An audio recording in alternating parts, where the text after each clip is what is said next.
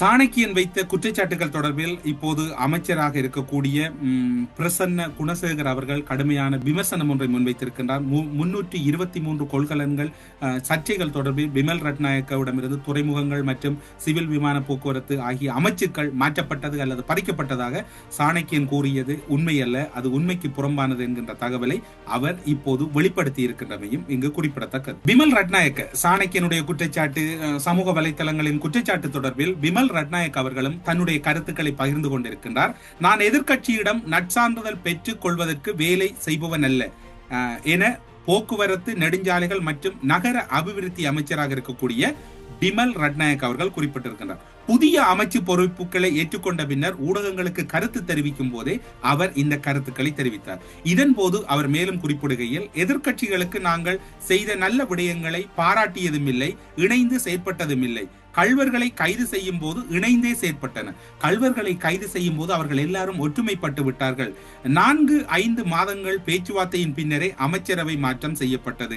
எதிர்காலங்களில் நாட்டின் பொருளாதாரம், தேசிய ஒருமைப்பாடு, போதைப் பொருட்களை கட்டுப்படுத்தல், டிஜிட்டல் மயப்படுத்தல், அரசு சேவையை துரிதப்படுத்தல் போன்ற முன்னிலை காரணங்களை கருத்தில் கொண்டு பல பேச்சுவார்த்தைகளின் பின்னர் புதிய திறமையானவர்களுக்கு அமைச்சு மற்றும் பிரதி அமைச்சு பதவிகள் வழங்குவது இணக்கப்பாட்டின் அடிப்படையிலேயே செய்யப்பட்டதாக பிமல் ரட்நாயக்க கூறுகிறார்.